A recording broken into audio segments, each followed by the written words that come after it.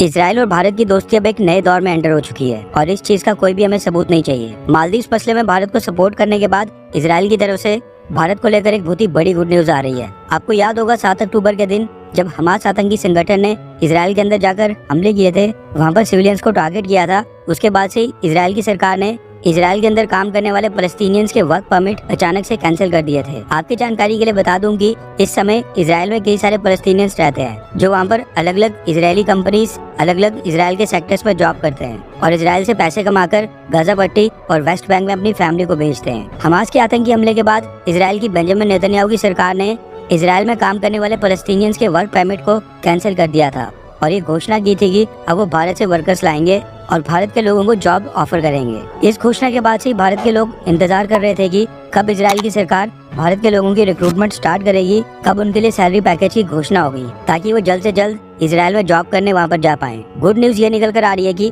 भारत के लोगों को हायर करके जॉब्स देने के लिए इसराइल ने अपने रिप्रेजेंटेटिव्स और ऑफिसर्स की टीम को भारत भेज दिया है और उसके साथ साथ सैलरी पैकेज की भी डिटेल्स सामने निकल कर आ गई हैं। रेफरेंस के लिए आपकी स्क्रीन के ऊपर द टाइम्स ऑफ इंडिया के आर्टिकल का स्क्रीनशॉट है। रिपोर्ट के मुताबिक भारत के लोगों को हायर करने के लिए इसराइल से 15 ऑफिशियल्स की एक स्पेशल टीम भारत में लैंड कर चुकी है। इस इजरायली टीम ने भारत में रिक्रूटमेंट ड्राइव ऑलरेडी स्टार्ट कर दी है और पहले फेज में ये टीम 16 जनवरी से लेकर 20 जनवरी तक हरियाणा में रिक्रूटमेंट ड्राइव चला रही है। अब इस रिक्रूटमेंट ड्राइव के दूसरे फेज में ये इजरायली टीम उत्तर प्रदेश आएगी और वहाँ पर योगी आदित्यनाथ सरकार के साथ मिलकर 23 जनवरी से लेकर 31 जनवरी तक वहाँ पर रिक्रूटमेंट ड्राइव चलाएगी। उसके बाद उत्तराखंड का नंबर माना जा रहा है, लेकिन उसकी डेट्स अभी तक सामने नहीं आई है, ना ही उत्तराखंड की सरकार ने नोटिफाई किया है। रिपोर्ट के मुताबिक इजरायली टीम कंस्ट्रक्शन सेक्टर में स्किल्ड वर्कर्स को हायर कर रही है और भारत में जो भी इजरायली टीम द्वारा सिलेक्ट होंगे, यानी जिन भी भारत के लोगों को हायर करके इसराइल के अंदर जॉब्स दी जाएंगी, उनके लिए सैलरी पैकेज की भी डिटेल्स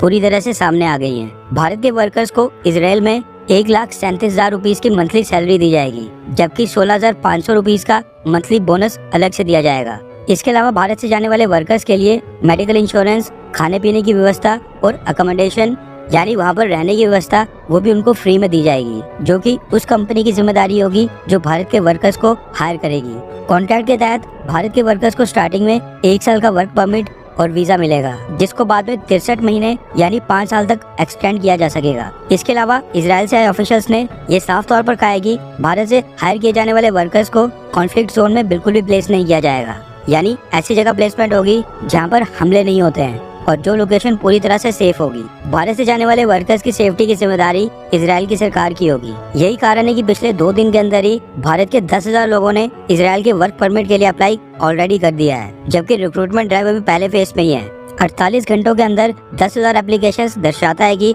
हमास हमले के बाद भी भारत के लोग इसराइल जाने से बिल्कुल नहीं डर रहे। नो डाउट कि इसमें अनएम्प्लॉयमेंट रेट भी एक कारण है, लेकिन खुशी की बात यह है कि जब भारत से ये हजारों लोग इसराइल में जाकर वहाँ पर जॉब्स करेंगे तो इससे न सिर्फ भारत के अंदर कई बिलियन डॉलर की रेमिटेंसेज आएंगी, बल्कि सारे भारतीय इसराइल के अंदर भारत के एक एम्बेसडर होंगे, जिससे भारत और इसराइल के लोगों के बीच पीपल टू पीपल कनेक्शन